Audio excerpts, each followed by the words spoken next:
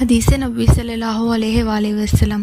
عبد الملک بن ابی سلیمان نے عطا سے اور انہوں نے حضرت جابر بن عبداللہ رضی اللہ تعالیٰ عنہ سے روایت کی، انہوں نے کہا میں عید کے دن رسول اللہ صلی اللہ علیہ وسلم کے ساتھ نماز میں حاضر ہوا۔ آپ نے خطبہ سے پہلے اذان اور تکبیر کے بغیر نماز سے ابتدا کی، پھر بلال رضی اللہ تعالیٰ عنہ کا سہارا لے کر کھڑے ہوئے، اللہ کے تقوی کا حکم دیا، اس کی اطاعت پر ابھارا، لوگوں کو نصیحت کی اور انہیں دین کی بنیادی باتوں کی یاد دہانی کرائی، پھر چل پڑے حتیٰ کہ عورتوں کے پاس آ گئے، انہیں واعظ و تلقین کی اور فرمایا صدقہ کرو کیونکہ تم میں سے اکثر جہنم کا ایندھن ہے۔ تو عورتوں کے درمیان سے ایک بھلی سیاہی مائل رخساروں والی عورت نے کھڑے ہو کر پوچھا، اللہ کے رسول صلی اللہ علیہ وآلہ وسلم کیوں؟ آپ صلی اللہ علیہ وآلہ وسلم نے فرمایا اس لیے کہ تم شکایت بہت کرتی ہو اور اپنے رفیق زندگی کی ناشکری کرتی ہو۔ جابر بن رضی اللہ تعالیٰ عنہ نے کہا، اس پر وہ عورتیں اپنے زیورات سے صدقہ کرنے لگیں، وہ بلال رضی اللہ تعالیٰ عنہ کے کپڑے میں اپنی بالیاں اور انگوٹھیاں ڈالنے لگیں۔